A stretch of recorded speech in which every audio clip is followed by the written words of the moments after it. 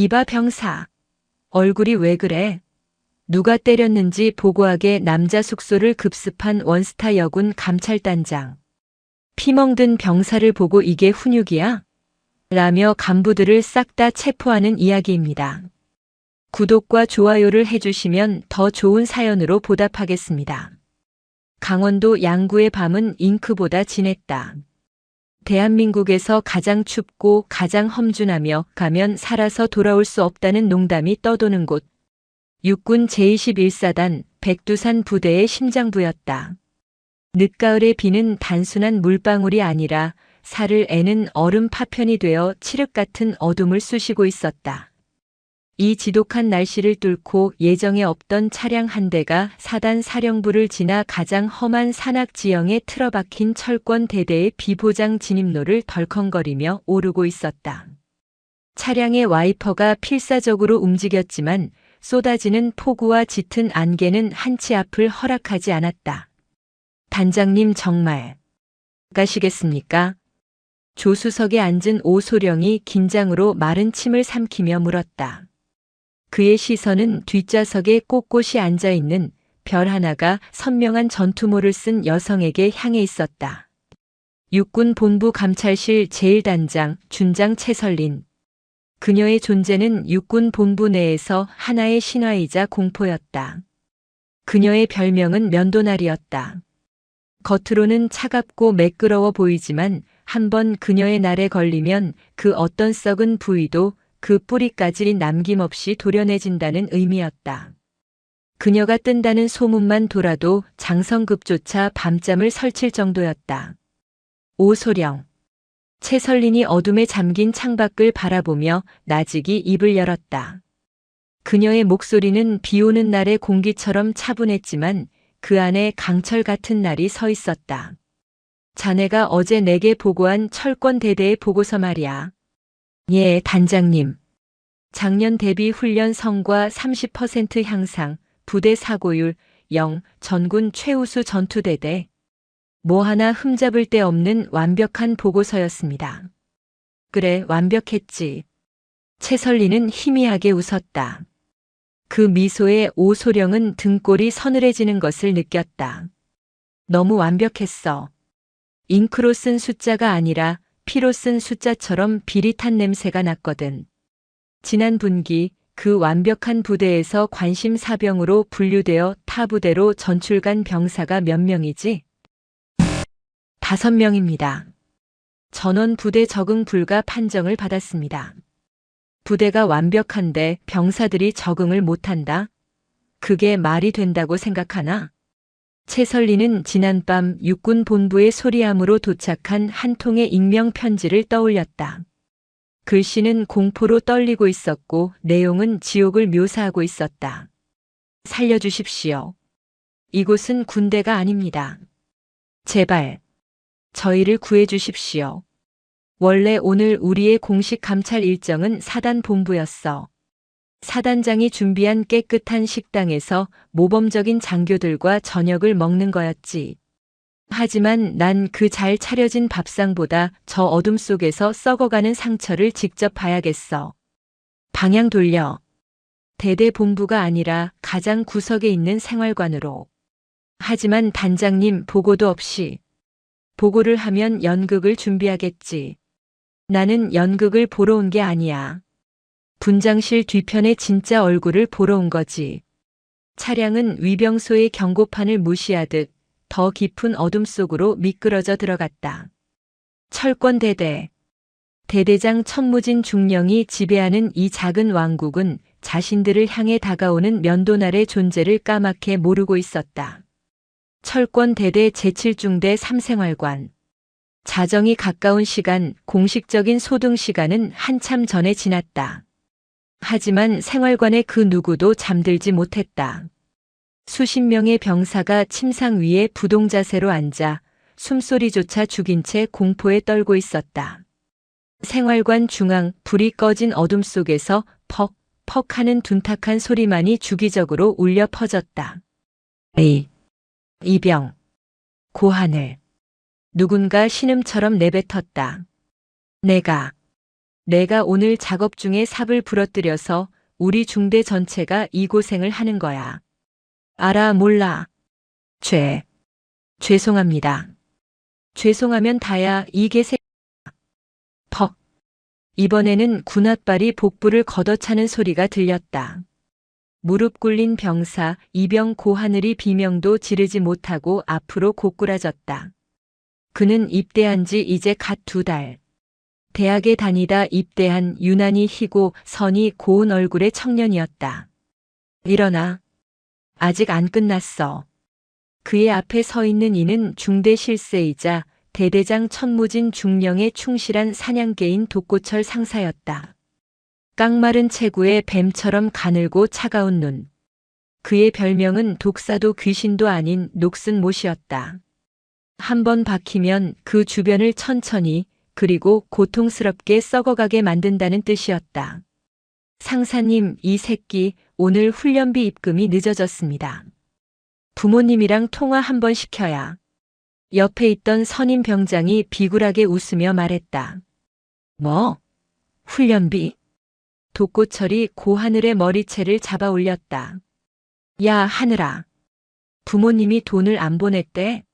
너 하나 때문에 우리 중대 발전이 안 되는 거야. 알아? 내가 낸 훈련비로 대대장님도 기분 좋고 나도 기분 좋아야 너도 편한 거라고. 이 간단한 걸 왜 몰라? 그건 훈련비가 아니. 짝. 독고철의 손바닥이 고하늘의 뺨을 후려쳤다. 말대꾸. 이 새끼가 군기가 빠졌네. 그 순간이었다. 쾅. 생활관의 낡은 철문이 거칠게 열리는 소리가 났다. 독고철과 병사들은 모두 화들짝 놀라 문 쪽을 바라보았다. 어떤 새끼야, 이 시간에.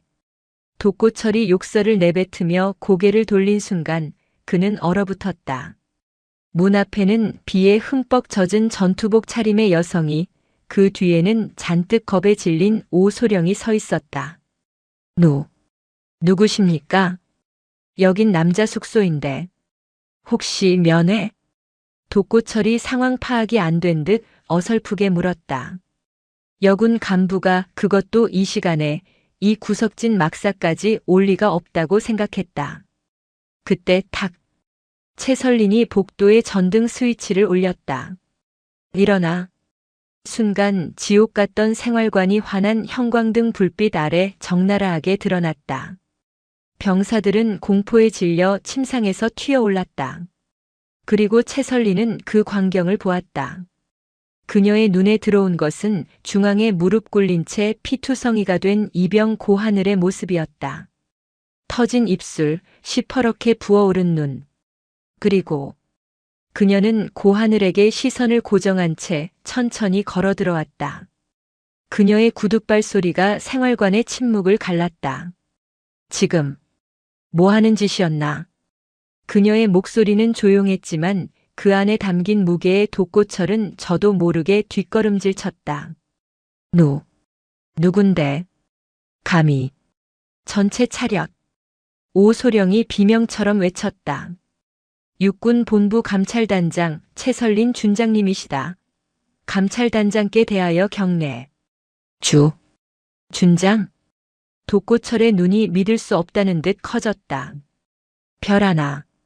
그것도 여군이? 이 밤중에. 병사들은 혼비백산하여 경례를 붙였지만 채설린은 그 경례를 받지 않았다. 그녀는 피투성이인 고하늘의 앞에 멈춰 섰다. 일어나. 고하늘은 공포에 질려 그녀를 올려다보지도 못했다. 괜찮다. 일어나. 채설린이 그의 팔을 잡아 일으키려던 순간 고하늘이 악 하는 고통스러운 신음을 내뱉었다. 채설린의 손길이 닿은 팔 부분이었다. 채설린의 눈빛이 가늘어졌다. 그녀는 고하늘의 전투복 소매를 걷어 올렸다. 오소령은 저도 모르게 입을 막았다. 전투복 소매 아래 드러난 팔은 인간의 팔이 아니었다. 시퍼렇고 검붉고 노랗게 변색된 멍 자국들이 마치 물감을 칠해놓은 듯 끔찍하게 뒤덮여 있었다. 이게 훈련인가? 최설린이 독고철을 향해 돌아보았다. 그녀의 목소리는 양구의 겨울 바람보다 더 차가웠다. 아, 아닙니다. 저 새끼가 오늘 훈련 중에 계단에서 굴렀습니다. 그래서 계단? 최설리는 고하늘의 반대편 팔솜에도 걷어올렸다. 그곳 역시 마찬가지였다. 양쪽 팔로 동시에 넘어졌나? 뺨도 계단 모서리에 부딪혔고, 입술은 계단이 물어뜯었나? 면도날의 서슬 퍼런 논리가 독고철의 심장을 꿰뚫었다. 에이. 독고철이 말을 더듬는 사이 생활관의 모든 병사들이 고개를 숙인 채 벌벌 떨고 있었다. 최설리는 그들의 얼굴을 하나하나 훑어보았다. 고하늘뿐만이 아니었다. 다른 병사들의 얼굴에도 목덜미에도 숨길 수 없는 폭력의 흔적들이 남아 있었다. 이곳은 생활관이 아니었다. 거대한 도살장이었다. 하늘소령. 예, 단장님. 이 생활관 즉시 폐쇄한다. 이 자리에 있는 모든 병사 전원 증인이다.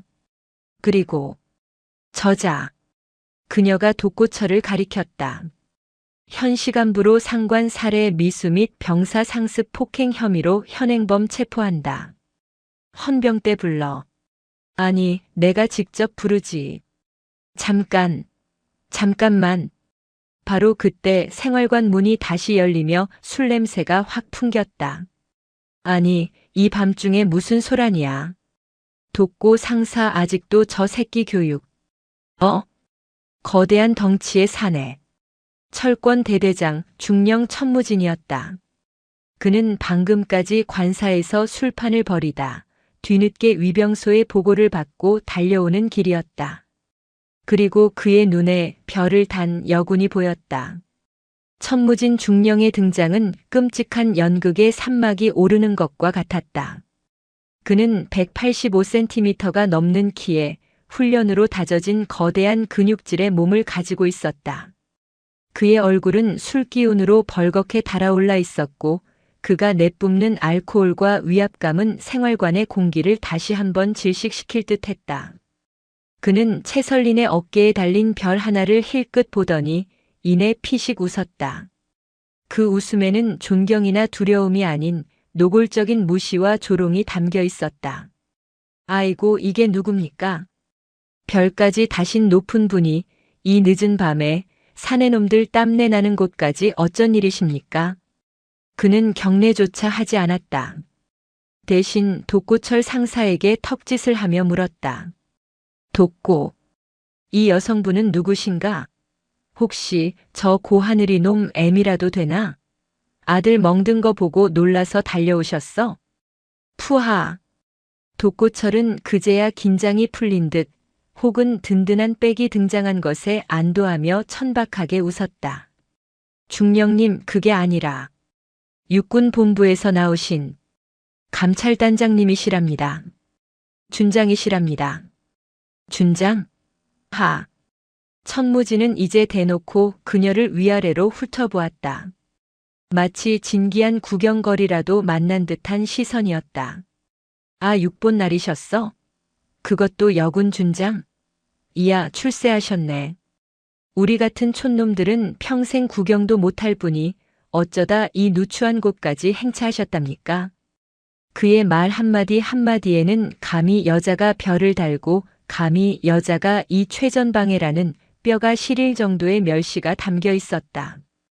오소령이 분노로 얼굴이 붉어져 앞으로 나섰다.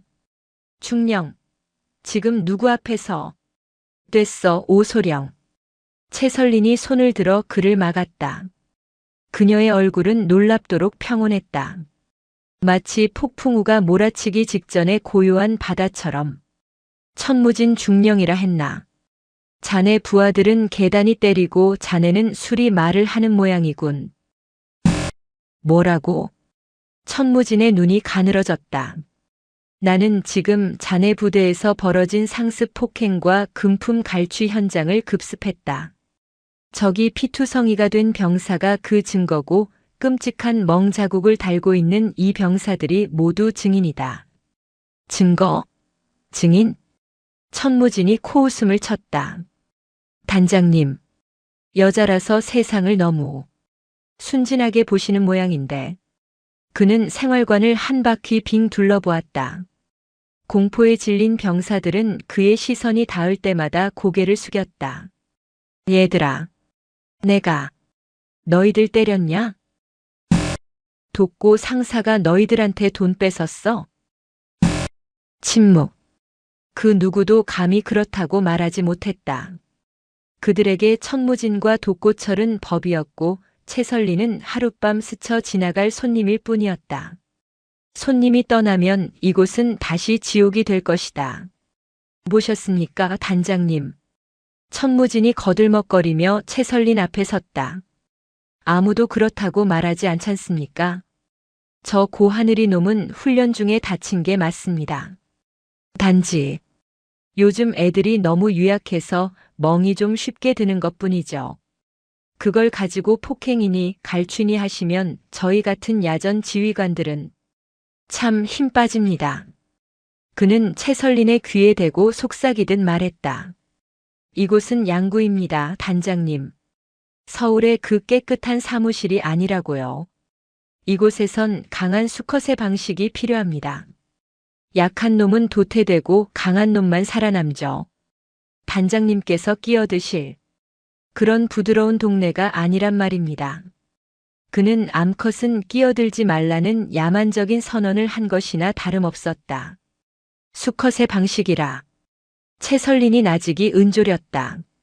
그리고 그녀는 모두가 예상치 못한 행동을 했다. 그녀는 천무진의 거대한 가슴팍을 향해 자신의 구두 앞코로 망설임 없이 차올렸다. 전혀 예상치 못한 공격에 술에 취해 있던 천무진이 숨을 삼키며 뒤로 물러났다. 감히. 이게 내 놈들이 말하는 수컷의 방식인가? 채설린의 눈이 면도날처럼 번뜩였다. 약한 놈은 도태된다고. 좋아. 지금부터 이 생활관에서 가장 약한 놈이 누군지 가려보지. 그녀는 천무진을 지나쳐 독고철 상사에게 다가갔다. 독고철은 본능적인 위협을 느끼고 주먹을 꽉 쥐었다. 너. 채설린이 그의 가슴팍에 달린 상사 계급장을 손가락으로 툭 쳤다. 내 놈이 말한 훈련비라는 거. 그거 대대장 관사로 들어간 술값이었나? 아니면 내 놈 주머니로 들어간 쌈짓돈이었나? 무슨. 내가 이 생활관 문을 열고 들어왔을 때 공기 중에 냄새가 났어. 피냄새, 땀냄새. 그리고 아주 역겨운 녹냄새가. 그녀는 독고철의 귓가에 그만이 들을 수 있는 목소리로 속삭였다. 내 놈 별명이 녹슨 못이라지. 하지만 내 눈에는 그저 썩어 문드러진 쇠붙이로밖에 안 보여. 그리고 나는 그런 쇠붙이를 보면 갈아버리고 싶은 충동이 들거든. 에이. 여자가. 독고철이 이성을 잃고 그녀에게 손을 올리려던 바로 그 순간. 움직이지 마. 생활관 문이 다시 열리고 이번에는 완전 무장한 헌병 특수임무대 SDT 대원들이 쏟아져 들어왔다. 오소령이 채설린의 눈짓을 받고 이미 무전으로 부른 뒤였다. 헌병들의 총구가 정확히 천무진과 독고철을 겨누었다. 천무진 중령, 독고철 상사. 채설린이 그들 사이를 유유히 걸어 나오며 말했다. 너희들은 방금 상관 모욕 및 감찰 방해 혐의 그리고 반란 수괴 혐의를 추가했다. 반란이라니. 말도 안 돼. 상관의 정당한 명령을 거부하고 지휘 계통을 무시하며 부하들을 선동해 지휘관을 겁박하려 한 것. 이게 반란이 아니면 뭐지? 그녀는 멍하니 서 있는 병사들을 향해 돌아섰다. 너희들이 두려워하는 것이 무엇인지 안다. 저자들이 사라져도 또 다른 천무진, 또 다른 독고철이 올까봐 두려운 거겠지. 그녀는 피투성이인 고하늘의 손을 잡았다. 하지만 오늘 내가 그 고리를 끊겠다. 너희들이 암컷의 울음소리라고 무시했던 내 목소리가 사실은 너희 같은 수컷들의 목을 겨누는 면도날의 비명이었다는 것을 지금부터 증명해주지. 채설린의 눈이 사냥을 시작하는 아모랑이처럼 빛나고 있었다. 전원 체포해. 저들의 입에서 살려달라는 진짜 암컷의 울음소리가 나올 때까지 모든 것을 벗겨내. 헌병 특수임무대의 날카로운 움직이지 마. 라는 외침은 지난 몇 달간 제7중대 3생활관을 지배해온 천무진과 독고철의 야만적인 권위를 단숨에 무력화시켰다. 완전 무장한 헌병 대원들의 총구가 정확히 두 사람의 미간을 겨누자 방금 전까지 수컷을 운운하며 포효하던 천무진 중령의 얼굴이 경악과 모욕감으로 일그러졌다. 술기운이 순식간에 날아가는 듯 했다. 에이. 미친. 천무진이 감히 계집이라는 단어를 다시 입에 올리려던 순간 채설린이 그보다 한 발 빨랐다. 천무진 중령, 독고철 상사. 그녀는 총구 뒤에 서서 이 모든 상황을 지배하는 연출가처럼 차갑게 말했다. 지금 이 순간부로 두 사람을 직권 남용, 상관 모욕, 감찰 방해, 그리고 병사 상습 폭행 및 금품 갈취의 현행범으로 체포한다. 내 감찰단장 직권으로 발부하는 긴급 체포영장이다. 저항은 불필요할 거다. 저항할 시에는 반란 수괴 혐의를 추가해 현장에서 사살해도 좋다는 허가를 받아두었으니 그녀의 목소리는 비에 젖은 양구의 밤 공기보다 더 서늘했다. 사살이라는 단어가 튀어나오자 천무진의 거대한 덩치가 움찔했다. 그는 이 여자 준장이 단순히 겁을 주거나 절차를 따지는 행정가가 아니라 정말로 쏠 수 있는 사람이라는 것을 본능적으로 깨달았다. 끌어내. 채설린의 명령이 떨어지자 헌병들이 두 사람의 팔을 뒤로 꺾어 플라스틱 수갑을 채웠다. 이거 나. 이거 못 나. 내가 누군지 알아. 너 채설린. 내가 사단장님께. 아니 군단장님께. 천무진이 발악했지만 헌병은 그의 등을 군홧발로 찍어 눌러 복도로 끌어냈다. 녹슨 못독고철 상사는 자신의 별명이 무색하게 단 한마디의 저항도 하지 못했다. 그는 뱀처럼 차가웠던 눈에 이제야 진짜 공포가 무엇인지 깨달은 쥐에 그것을 담고 있었다. 두 개의 거대한 악이 사라진 생활관은 그러나 평온을 되찾지 못했다. 지배자가 사라진 자리에 그보다 더 거대한 침묵이 내려앉았다. 수십 명의 병사들은 여전히 부동자세로 서서 고개를 숙인 채 벌벌 떨고 있었다. 그들의 눈에 채설린은 구원자가 아니었다. 그저 더 강력한 포식자 혹은 하룻밤의 태풍일 뿐이었다. 태풍이 지나가면 이 땅을 관리하는 지배자는 또다시 그들일 것이라는 뿌리 깊은 공포가 그들의 혀를 묶고 있었다. 채설린은 그 공기를 읽었다. 그녀는 면도날이었다. 그녀는 이 병사들의 피부에 밴 멍 자국뿐만 아니라 그들의 뼛속까지 스며든 공포의 독을 보고 있었다. 오소령. 예, 단장님. 이 생활관 이대로 보존한다. 육군 중앙수사단 과학수사팀이 올 때까지 이 생활관 전체를 범죄 현장으로 통제선 설치해. 저기 핏자국, 부러진 삽자루 모든 것이 증거다. 알겠습니다. 채설린은 그리고 여전히 떨고 있는 병사들을 천천히 둘러보았다. 너희들. 그녀의 목소리에 병사들이 움찔했다. 지금 너희들이 무슨 생각을 하는지 안다. 저 여자가 돌아가면 우린 어떡하지? 천중령과 돕고 상사의 꼬리가 남아 우릴 죽이겠지. 그런 생각들. 병사들의 눈동자가 격렬하게 흔들렸다. 전곡을 찔렸다. 그래서 너희들은 여기서 단 한 발자국도 나가지 않는다. 예. 한 병사가 공포에 질려 되물었다. 너희들은 피해자다. 하지만 동시에 이 지옥 같은 범죄를 증언할 가장 중요한 증인이다. 증인은 국가가 보호한다. 그리고 지금 이 순간 너희들의 국가는 바로 나 감찰단장 채설린이다. 그녀는 헌병대장에게 명령했다. 이 자리에 있는 제7중대 삼생활관 병사 전원, 지금 즉시 사단 사령부 직할에 격리된 숙소로 이동시킨다. 헌병 특임대가 24시간 밀착 경호한다. 그 어떤 21사단 간부도 심지어 사단장조차 내 허락 없이는 이 병사들과 접촉할 수 없다. 식사는 사단장 식당의 특식으로 제공하고 의무관을 24시간 대기시켜. 단장님. 하지만 21사단 사령부의 협조가. 오소령이 우려를 표했다. 협조? 이건 협조를 구하는 게 아니야. 통보하는 거다. 최설리는 이미 이 사태의 배후를 짐작하고 있었다. 천무진 중령이 이토록 오랫동안 이렇게 잔인하게 부대를 지배할 수 있었던 것은 그 혼자만의 힘이 아니었다. 이 21사단 혹은 그 상급 부대에 그를 비호하는 방패가 있다는 뜻이었다. 오소령, 지금 당장 21사단장에게 연락해.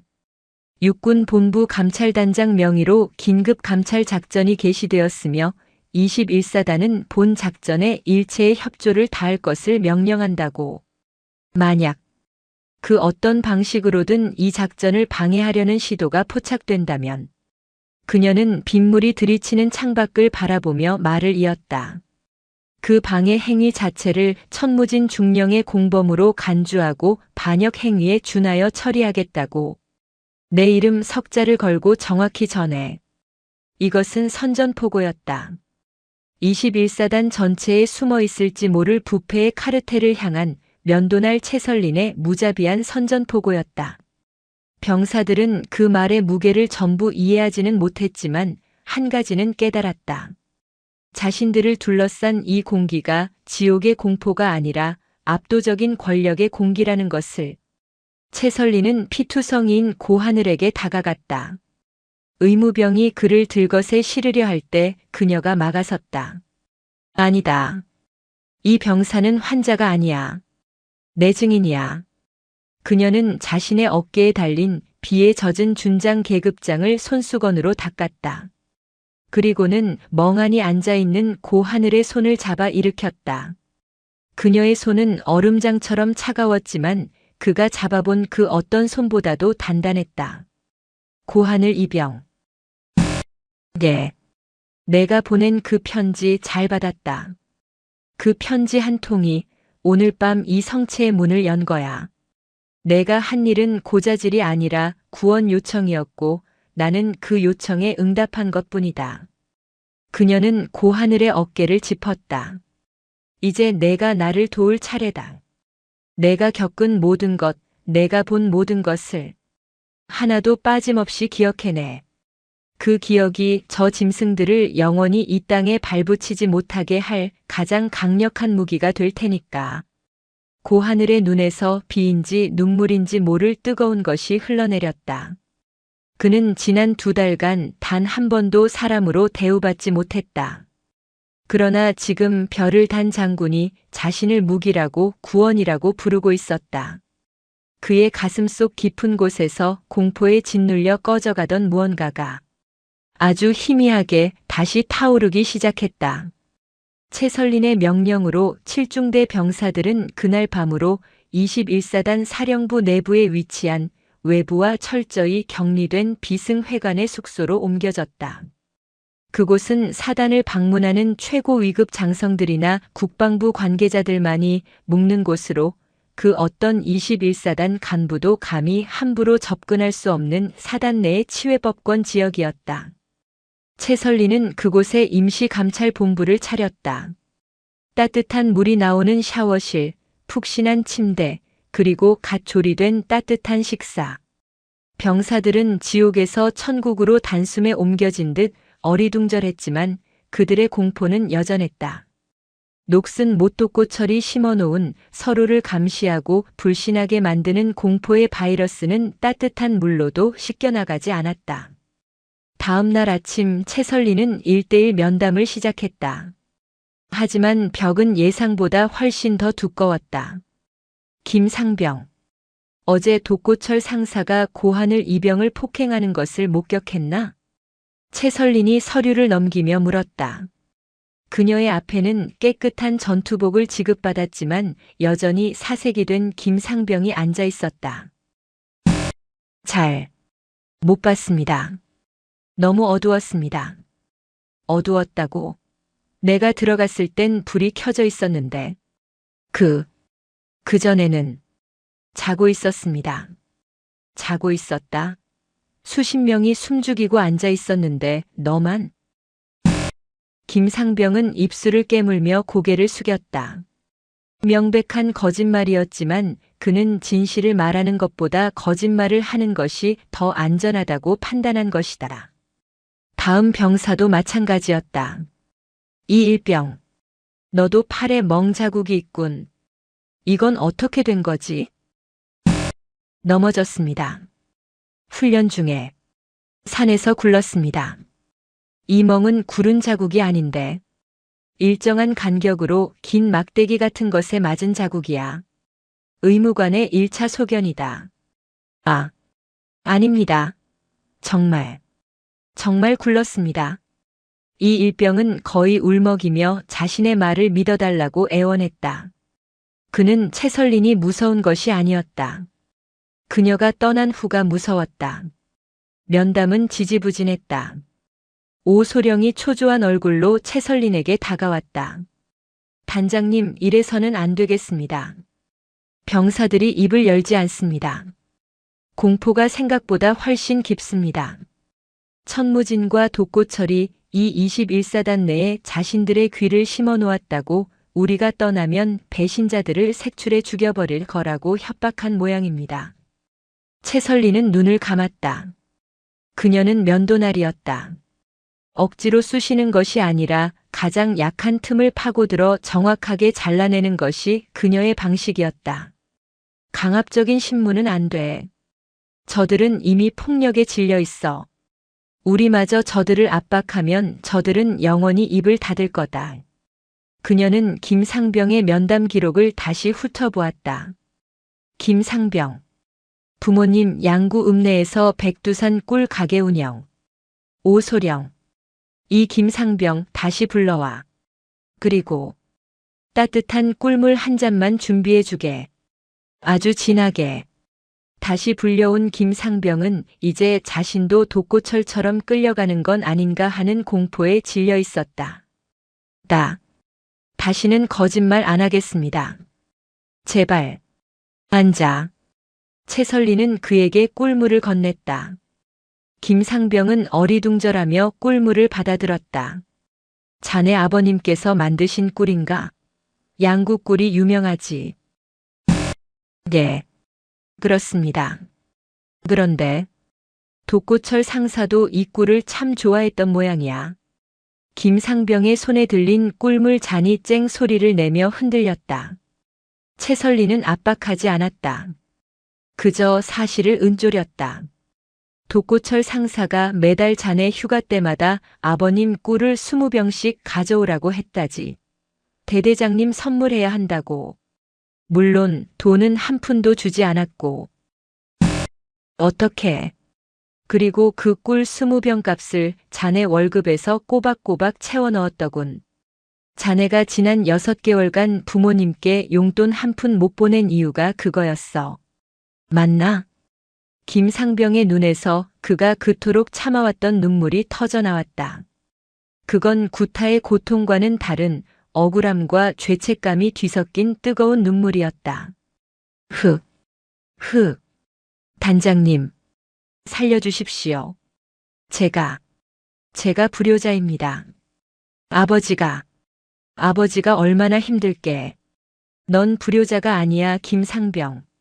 채설린의 목소리가 단호하게 그의 울음을 끊었다. 넌 내 가족을 지키기 위해 괴물의 협박에 홀로 맞선 피해자다. 그녀는 그제야 김상병에게 면담 서류를 내밀었다. 나는 내가 맞은 상처를 증언하라고 강요하지 않겠다. 하지만 내가 빼앗긴 꿀에 대해서는 증언해 줄 수 있나? 내가 흘린 땀과 내 아버님의 자부심을. 저 짐승 같은 놈들에게서 되찾고 싶지 않나? 김상병은 꿀물로 얼룩진 손으로 펜을 잡았다. 그리고 독고철이 자신에게서 갈취한 꿀의 병수, 날짜, 그리고 그것을 전달받으며 했던 협박의 말들을 하나도 빠짐없이 적어 내려가기 시작했다. 균열이 생겼다. 폭력이라는 두꺼운 벽이 아니라 그들이 감추고 싶었던 가장 내밀한 약점과 갈취의 고리에서부터 성체는 무너지고 있었다. 채설리는 즉시 전략을 수정했다. 그녀는 더 이상 폭행을 묻지 않았다. 다음 면담자에게는 그의 여자친구에게서 온 소포를 독고철이 어떻게 중간에서 가로챘는지 물었다. 그 다음 면담자에게는 그의 병가를 천무진 중령이 어떻게 돈을 받고서야 승인해 주었는지 물었다. 폭행의 공포는 침묵을 강요했지만 갈취의 부당함과 억울함은 그들의 입을 열게 만들었다.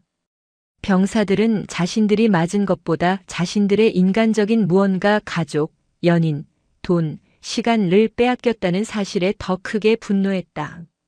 면담실 밖으로 증언을 하려는 병사들의 줄이 길게 늘어서기 시작했다. 그들은 더 이상 공포에 질린 피해자가 아니었다. 그들은 면도날이라는 가장 날카로운 무기를 손에 쥔 분노한 고발자들이 되어 있었다. 병사들의 증언이 툭 터진 강물처럼 쏟아지기 시작하자 천무진과 독고철이 쌓아 올린 철권 대대라는 지옥의 실체가 드러났다. 그것은 단순한 폭력의 왕국이 아니었다. 그들은 병사 개개인의 약점을 파고들어 그것을 제물로 삼아 부를 축적하고 그 부로 상급 부대의 방패를 사는 치밀한 비즈니스를 하고 있었다. 판도라의 상자가 열렸다. 독고철이 병사들에게서 뜯어낸 훈련비와 갈취한 물품들은 천무진 중령의 손을 거쳐 정기적으로 21사단 사령부의 누군가에게 상납되고 있었다. 이거다. 채설리는 김상병이 진술한 꿀 상납 내역과 다른 병사들이 진술한 특산물 상납 내역을 엑셀시트에 정리했다. 날짜가 정확히 일치했다. 매달 25일 병사들의 월급날 직후에 갈취가 이루어졌고 매달 30일 천무진 중령이 사단 본부 회의를 간다는 명목으로 부대를 떠났다. 오소령. 이 21사단에 천무진의 방패가 있어. 그리고 그 방패는 천무진의 여자 타령을 그대로 닮아 나를 얕보고 있겠지. 바로 그때 임시본부의 문이 거칠게 열렸다. 21사단 헌병대장이 굳은 얼굴로 서 있었다. 단장님, 지금 사단장님께서, 아니 사단 참모장께서 단장님을 긴급히 뵙자고 하십니다. 참모장? 채설린의 눈이 가늘어졌다. 21사단 참모장 대령 박혁수. 백두산 부대의 2인자이자 사단장보다 더 실세라는 소문이 파다한 인물이었다.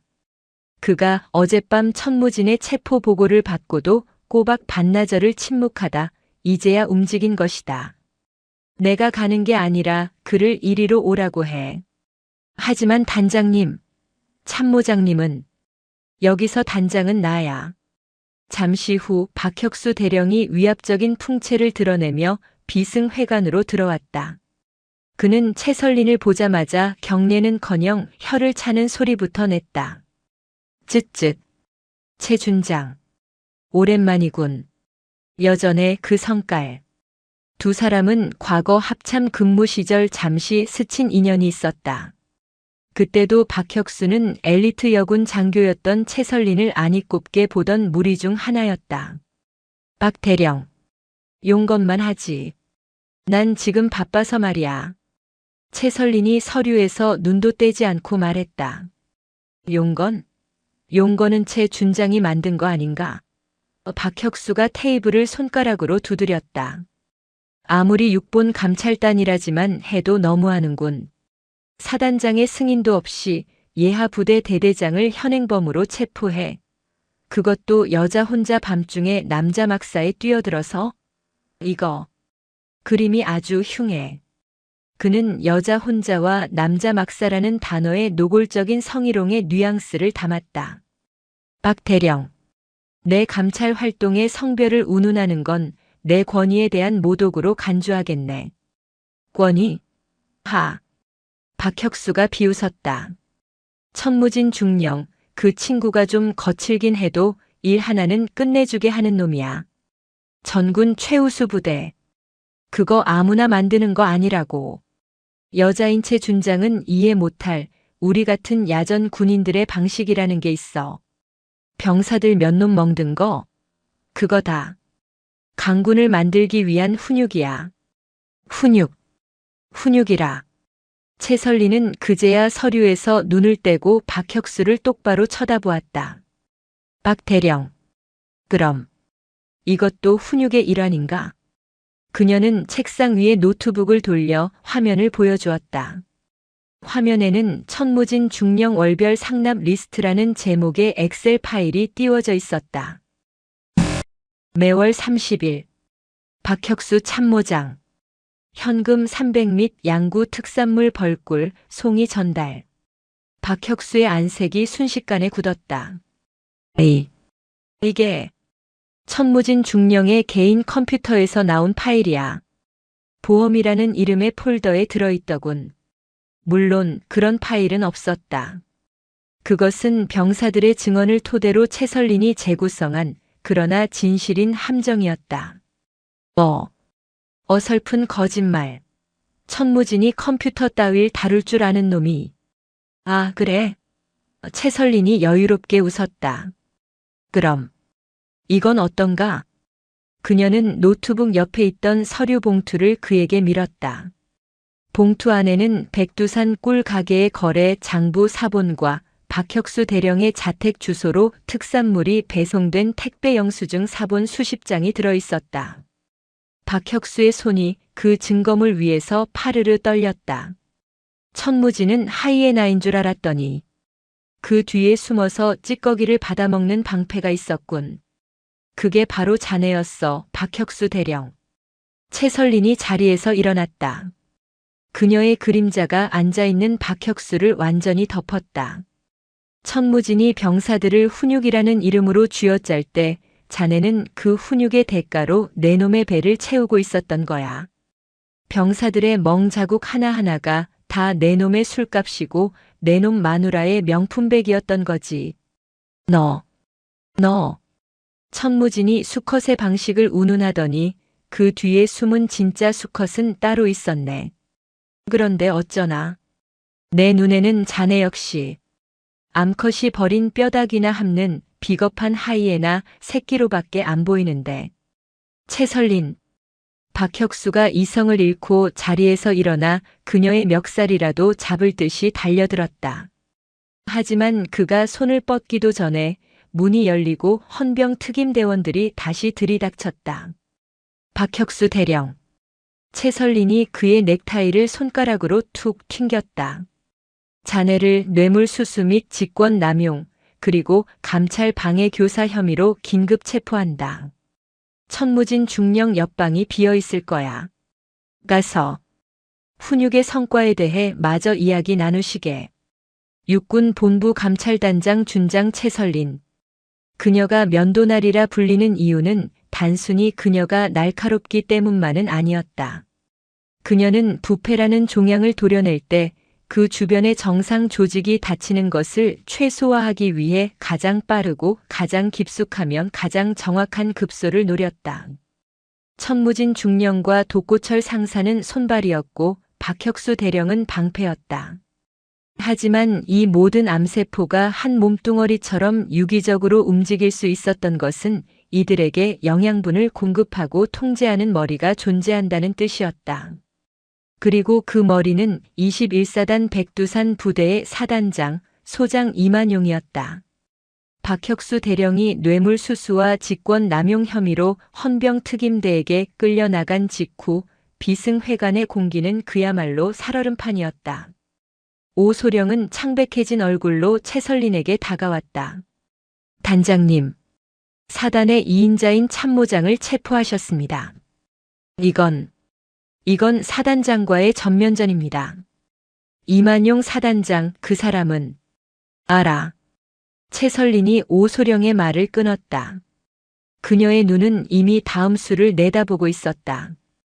이만용 소장. 별명 젠틀 독사. 겉으로는 온화한 신사처럼 행세하지만 그 어떤 지휘관보다 냉혹하고 치밀하게 자신의 이익을 챙기는 인물. 박혁수 같은 하이에나를 방패막이로 내세우고 천무진 같은 맹견을 풀어 사냥을 시킨 진짜 주인이지. 그녀는 병사들의 증언 서류처를 넘겼다. 매달 1일 사단장님 주간 전군 전투력 측정 평가. 오소령. 천무진이 그토록 병사들을 쥐어짰던 이유가 뭘까? 그 완벽한 성과 보고서가 필요했던 건 천무진 자신보다도 그의 주인이었을 테니까. 바로 그때 임시본부의 전화벨이 찢어질 듯 울렸다. 사단장 집무실에서 걸려온 직통 전화였다. 오소령이 긴장하며 수화기를 들었지만 최설린이 그의 손을 막고 직접 수화기를 들었다. 육군 본부 감찰단장 준장 최설린입니다. 수화기 너머에서는 잠시 예상치 못한 목소리에 당황한 듯한 침묵이 흘렀다. 이윽고 뱀이 비늘을 스치는 듯한 차갑고도 매끄러운 중년 남성의 목소리가 들려왔다. 아, 최 준장이 직접 받았군. 내 집무실로 잠시 와줄 수 있겠나? 보고를 좀 받아야겠는데. 어젯밤부터 내 사단 안에서 일어난 이 모든 소란에 대해서 말이야. 이만용 사단장이었다. 그는 보고라는 단어를 사용함으로써 자신이 여전히 이 사단의 지휘관이며 최설리는 그의 아래임을 분명히 하려 했다. 사단장님, 죄송하지만 지금 제가 처리해야 할 소란이 많아서 자리를 비울 수가 없습니다. 용건이 있으시다면 사단장님께서 이쪽 비승회관으로 직접 오시는 것이 빠를 겁니다. 현행범으로 체포된 사단장님의 참모장 박혁수 대령의 얼굴도 한번 보셔야지요. 수화기 너머로 이만용의 숨소리가 거칠어지는 것이 느껴졌다. 감히 준장 따위가, 그것도 여군 준장이 자신을 오라가라 한단 말인가. 최설린. 준장. 그의 목소리에서 온화함이 사라지고 독사의 동리가 드러나기 시작했다. 자네, 지금 자네가 무슨 짓을 하고 있는지 아나? 자네가 어젯밤 남자 막사의 멋대로 뛰어들어 버린 그 치정극 비슷한 소란 때문에 21사단 전체의 지휘 체계가 마비됐어. 자네는 지금 최전방 부대의 방어 태세를 뒤흔들고 있는 거야. 치정극이라뇨. 최설린이 차갑게 받아쳤다. 사단장님, 제가 본 것은 치정이 아니라 폭행입니다. 그리고 지금 마비된 것은 지휘 체계가 아니라 사단장님의 검은 돈줄이겠지요. 네. 이만용 소장. 당신이 박혁수를 방패로 내세워 천무진에게서 상납받은 그 돈들. 그 돈이 어디로 갔는지 내가 모를 것 같나? 최설리는 면도날의 본능으로 이만용이 가장 아파할 곳을 알고 있었다. 그녀는 병사들의 증언과 박혁수의 상납 리스트를 교차 분석하며 하나의 거대한 자금 흐름을 찾아낸 터였다. 당신이 뭘 안다고? 증거 있어. 증거. 최설리는 책상 위에 놓인 한 장의 사진을 내려다보았다. 그것은 어젯밤 천무진의 관사를 수색할 때 그의 개인 금고에서 발견된 보험이었다. 사단장님, 지난달 사모님 생신 선물로 사셨다는 그 5천만 원짜리 다이아 목걸이. 그거 참 아름답더군요. 천무진 중령이 성의를 다해 골랐다고 사진까지 찍어보냈던데. 그 돈이 이병 고하늘의 부모님이 피눈물을 흘리며 보낸 훈련비였고 김상병 아버님의 벌꿀을 팔아넘긴 돈이었다는 건 알고 계셨습니까? 수화기 너머 이만용의 숨소리가 완전히 멎었다. 그는 천무진이 그토록 치밀한 보험을 들어놓았으리라고는 상상도 못했던 것이다. 최 준장. 이건 오해야. 그건 그저 내 아내가. 오해? 최설린의 목소리에 경멸이 서렸다. 당신은 당신 아내의 목에 걸릴 돌멩이 하나를 위해 당신의 병사들이 피멍으로 짐승처럼 쓰러져 가는 것을 훈육이라는 이름으로 포장했어. 당신이야말로 이 백두산 부대에 숨어든 가장 교활하고 가장 악랄한 독사다. 그녀는 자리에서 일어섰다. 이만용 소장. 당신을 특정 범죄 가중처벌 등에 관한 법률 위반 뇌물수수 및 군기문란 조장 혐의로 현 시간부로 직무 정지한다. 내가 감히 나를. 그리고 한 가지만 더. 채설리는 창밖을 바라보았다. 헌병 특임대가 이미 사단장 집무실을 향해 움직이기 시작한 것이 보였다. 당신이 나를 여자라고 무시했던 바로 그 순간, 당신의 목에는 내 면도날이 이미 반쯤 박혀 있었다는 것만 명심해. 채설리는 수화기를 내려놓았다. 21사단의 머리가 그렇게 잘려나갔다.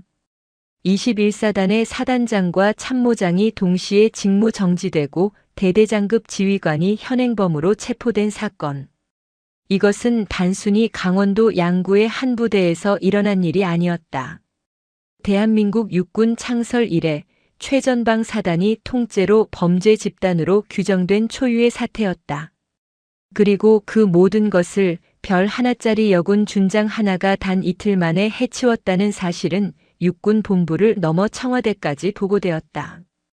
하지만 채설리는 이것이 끝이 아님을 알았다. 이만용과 박혁수는 중간 관리자에 불과했다.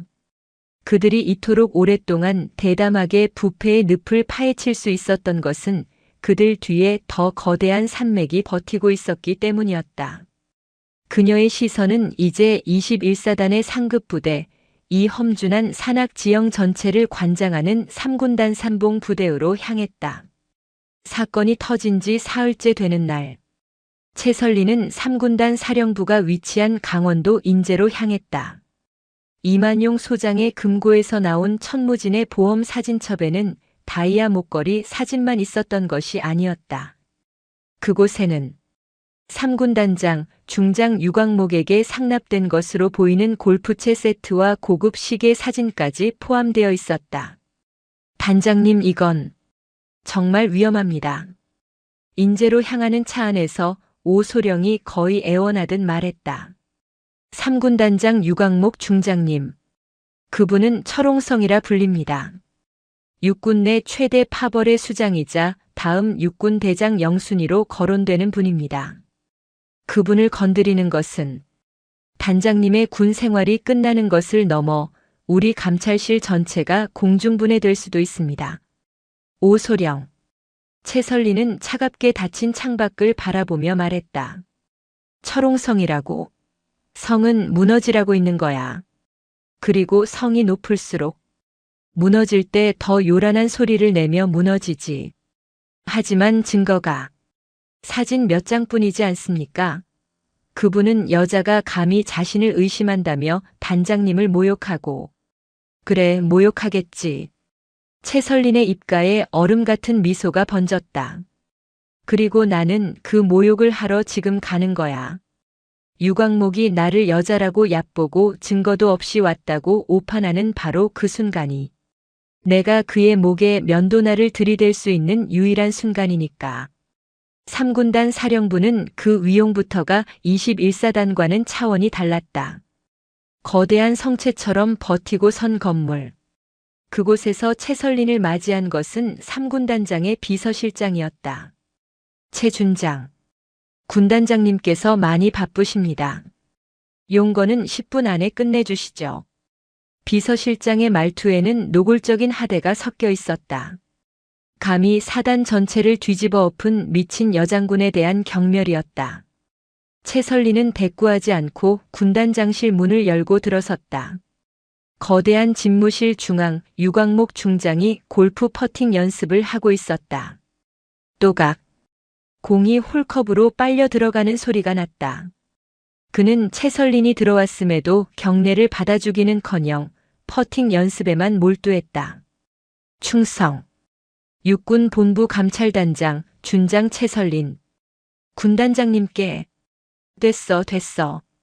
유광목이 손을 휘저으며 그녀의 말을 끊었다. 그는 그제야 고개를 들었다. 거대한 체구 맹수처럼 번득이는 눈. 철옹성이라는 별명에 걸맞은 위압감이었다. 최 준장, 자네가 요즘 아주 핫하다더군. 그치? 우리 21사단을 아주 걸레짝으로 만들어놨어. 부패한 부분을 도려냈을 뿐입니다. 부패? 하. 유광목이 퍼터를 바닥에 쿵 내리찍었다. 그게 부패로 보이나? 내 눈에는 그저 야전의 거친 방식일 뿐이야. 최전방은 말이야, 최준장. 자네가 근무했던 그 깨끗한 계룡대 사무실이 아니라고. 여긴 짐승처럼 싸워야 하는 곳이야. 그러려면 짐승 같은 훈련도 필요한 법이고. 그가 최설린에게 성큼성큼 다가왔다. 그런데 자네가 여자의 그 감성적인 기준으로 멍이 들었네, 돈을 좀 걷었네 하면서 쑤시고 다니니까 부대 전체가 무너진 거야. 자네가 이 3군단 전체의 사기를 꺾어놨어.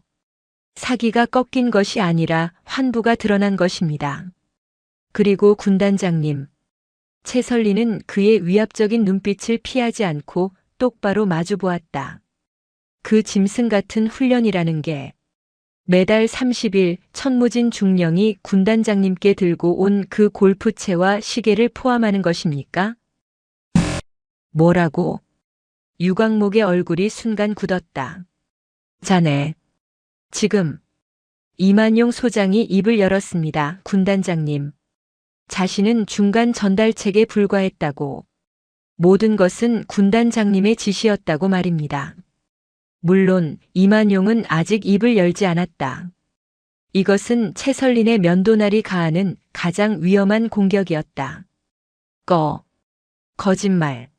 그놈이 거짓말입니까? 좋습니다.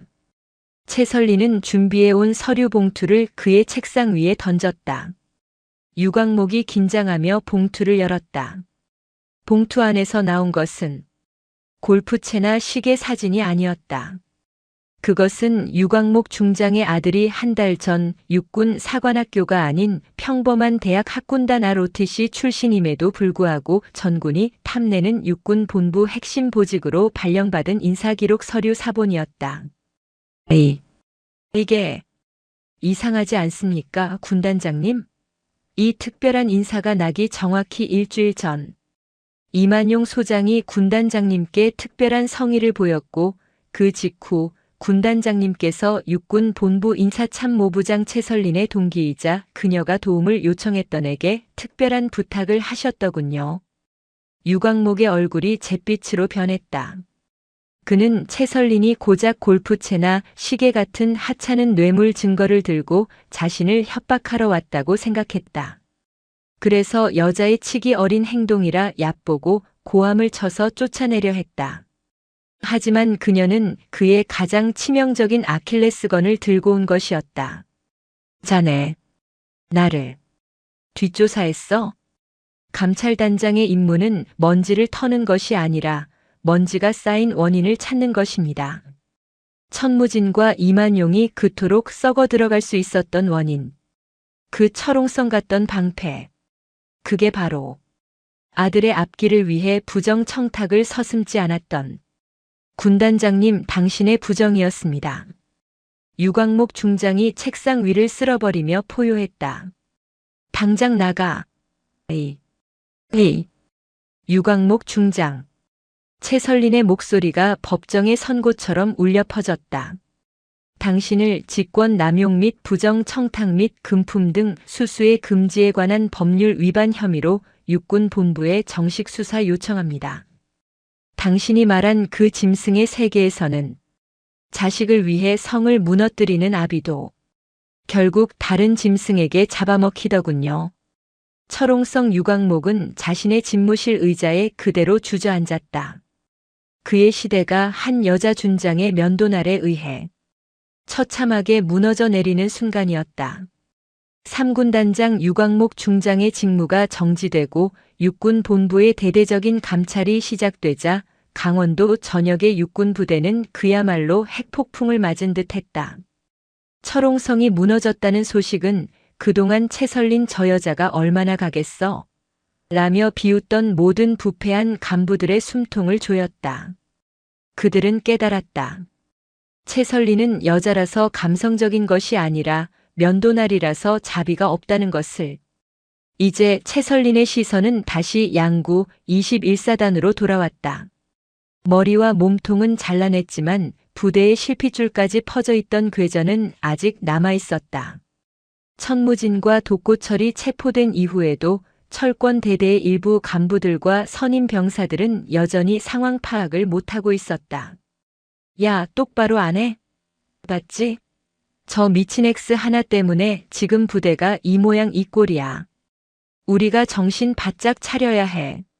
사단장님, 참모장님 다 날아갔는데. 우린. 닥쳐. 그분들은 돌아오신다. 우리가 할 일은 저 비승회관에 숨어있는 배신자 놈들을 기다리는 거야.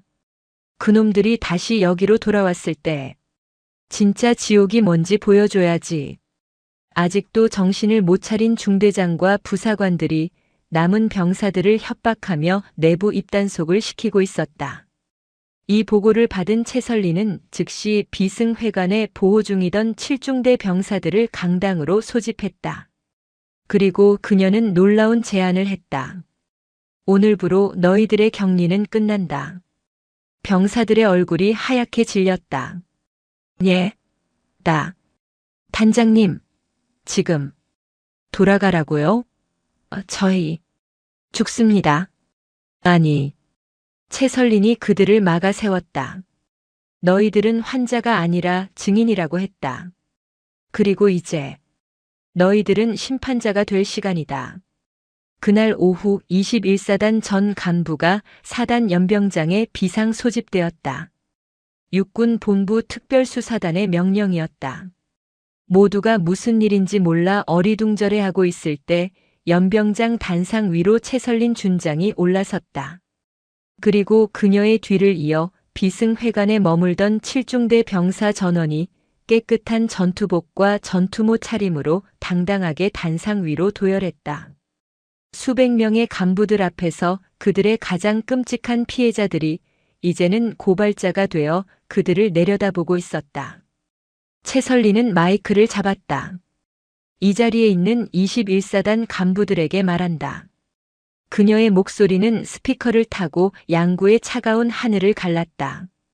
지난 며칠간 나는 이 사단의 머리가 썩어 들어가는 것을 보았다. 그리고 오늘 나는 이 사단의 실핏줄이 얼마나 오염되었는지 확인하러 이 자리에 섰다. 그녀는 철권 대대의 잔존 간부들을 쏘아보았다. 아직도 천무진과 박혁수가 돌아올 것이라 믿는가? 아직도 너희들이 저지른 죄악이 훈육이었다고 믿는가? 그녀는 단상 위에 선 이병 고하늘의 어깨에 손을 올렸다.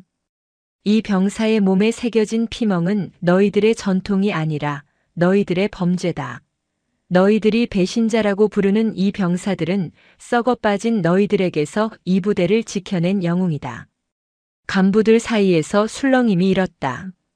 지금부터 정화를 시작한다. 채설리는 옆에 선 오소령에게 고갯짓했다. 강당에 대형 스크린이 켜지고 그 안에는 철권 대대의 잔존 간부들이 병사들을 협박하며 입단속을 시키는 몰래 촬영된 영상이 재생되기 시작했다. 야, 그 여자 준장. 걔 그냥 쇼하는 거야. 우리가 입만 다물면. 그것은 채설린이 7중대 병사들 중 용기를 낸 한 명을 위장 복귀시켜 확보한 결정적인 증거였다. 저거. 영상 속의 중대장과 부사관들의 얼굴이 흑빛이 되었다. 저기 영상에 나오는 자들. 그리고 저들에게 동조해 내 감찰 활동을 방해하고 피해자들을 협박한 자들. 채설린이 그들을 손가락으로 정확히 가리켰다. 전원 헌병대는 즉시 체포한다. 와우. 그 순간 단상 위에 있던 7중대 병사들뿐만 아니라 연병장 구석에서 이 모든 것을 지켜보고 있던 다른 대대의 수많은 병사들 사이에서 참아왔던 함성이 터져나왔다. 그것은 억압되었던 자들의 해방의 함성이었다. 헌병들이 달려가 마지막 남은 부패의 잔당들을 굴비역듯 끌어냈다. 채설리는 마이크를 다시 잡았다. 백두산 부대 병사들에게 고한다. 그녀는 이제 간부가 아닌 이 부대의 진짜 주인인 병사들을 향해 외쳤다. 너희들을 괴롭히던 괴물들은 사라졌다. 너희들을 짐승 취급하던 지휘관들은 심판받았다. 하지만 진짜 정화는 지금부터다. 그녀는 단상 위에 선 고하늘과 그 옆에 김상병과 두려움을 이겨낸 병사들의 어깨를 감쌌다. 이들이 너희들의 새로운 전통이 될 것이다. 부당함에 침묵하지 않는 용기, 동료의 아픔을 외면하지 않는 전우애. 그것이 내가 오늘 이백두산 부대에 새로 새기는 첫 번째 면도날이다. 그녀의 선언에 연병장에 모인 수천 명의 병사들이 마치 약속이라도 한 듯 단상 위를 향해 일제히 경례를 붙였다. 그것은 그들이 평생 바쳐온 그 어떤 경례보다도 뜨겁고 진실된 충성이었다. 채설린 역시 그들을 향해 거수 경례를 붙였다. 면도날의 차가운 칼날에 뜨거운 눈물이 아닌 따뜻한 온기가 감돌고 있었다. 시간이 흘러 강원도 양구의 뼈를 깎던 겨울이 물러가고 얼어붙었던 대지에 마침내 봄 기운이 스며들기 시작했다. 그 사이 대한민국 육군 본부가 위치한 계룡대 대법정에서는 역사에 기록될 재판이 열리고 있었다. 군사재판 역사상 유례가 없던 별들의 동시 추락이었다. 피고인석 가장 첫 줄. 한때 철옹성이라 불리며 3군단을 호령했던 유광목 중장은 이제 어깨의 별 셋을 모두 잃은 초라한 민간인 피고인이 되어 앉아 있었다. 그의 맹수 같던 눈빛은 사라지고 공허와 패배감에 찌든 퀭한 눈동자만이 남아 있었다. 그의 옆으로 젠틀 독사 이만용, 하이에나 박혁수, 철권 천무진, 그리고 녹슨 못 독고철이 마치 지옥도에 그려진 죄인들처럼 나란히 고개를 숙이고 있었다. 한때 그들이 입었던 각 잡힌 군복 대신 그들의 죄를 상징하는 수의가 입혀져 있었다. 피고인 독고철. 재판장의 낮고 엄중한 목소리가 법정의 무거운 공기를 갈랐다. 피고인은 상관의 지위를 이용 부하 병사들에게 인간의 존엄성을 말살하는 수준의 상습적인 폭행과 가혹 행위, 금품 갈취를 일삼았다. 이는 군의 근간을 무너뜨리는 가장 흉악한 범죄로 그 어떤 관용도 베풀 수 없다. 피고인 독고철에게 무기징역을 선고한다. 무기징역. 독고철이 짐승처럼 절규하며 일어나려 했지만 헌병들의 육중한 손에 어깨가 눌려 다시 주저앉았다. 그는 자신이 저지른 폭력이 그토록 무거운 대가를 치를 것이라고는 단 한 번도 상상하지 못했던 것이다. 피고인 천무진 징역 30년. 피고인 박혁수 징역 20년 및 추징금. 심판은 자비가 없었다. 재판장은 젠틀 독사 이만용을 향해 고개를 돌렸다. 피고인 이만용. 사단의 지휘관으로서 부하들의 고통을 방관한 것을 넘어 부패의 정점에서 병사들의 피고름을 짜내 사적 이익을 취했다. 또한 진실을 밝히려는 상급 감찰관의 정당한 임무 수행을 치정극 따위로 모독하며 방해하려 한 죄질이 극히 불량하다. 징역 25년. 마지막으로 재판장은 유광목을 바라보았다. 피고인 유광목. 군단장이라는 막중한 직무를 사유화하여 아들의 안위를 위해 부정을 청탁하고 그 대가로 예하부대의 거대한 부패를 비호했다. 피고인의 그릇된 부정이 수백 명의 다른 아들들을 지옥으로 몰아넣었다. 징역 30년을 선고한다. 철옹성은 그렇게 자신의 아들 때문에 그리고 수백 명의 남의 아들들 때문에 완전히 무너져 내렸다. 방청석 맨 앞줄. 이제는 어엿한 상병 계급장을 단 고하늘이 옛 칠중대 전우들과 함께 그 광경을 지켜보고 있었다. 그는 환호하지 않았다. 그저 조용히 눈을 감고 길고 긴 숨을 내쉬었다. 지옥이 정말로 끝났음을 실감하는 순간이었다. 그의 시선이 방청석 반대편 증인석에 묵묵히 앉아있는 한 사람에게 향했다. 준장 채설린. 그녀는 이 모든 재판의 시작과 끝이었다. 그녀는 피고인들이 무너지는 모습을 보면서도 표정 하나 변하지 않았다. 면도날은 자신의 임무를 완수했을 뿐이라는 듯 그저 담담히 그 자리를 지키고 있었다. 재판이 끝나고 병사들이 법정을 나설 때였다. 단장님께 경례. 고하늘 상병의 구호에 7중대 병사 전원이 일제히 채설린을 향해 거수 경례를 붙였다. 법정 복도에 있던 모든 이들의 시선이 집중되었다. 채설린은 그들 앞에 멈춰 섰다. 그리고 그들의 경례에 한치의 오차도 없는 완벽한 거수 경례로 답했다. 고생했다, 고 상병. 아닙니다. 고하늘은 눈시울이 붉어진 채 억지로 미소를 지었다. 단장님, 저 이제 다음 달에 전역합니다. 벌써?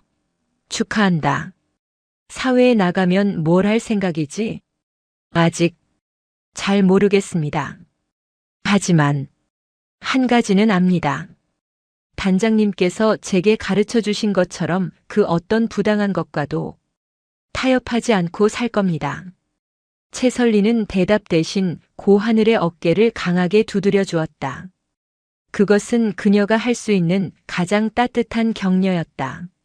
몇 달 후 다시 찾은 강원도 양구 21사단. 부대는 완전히 달라져 있었다.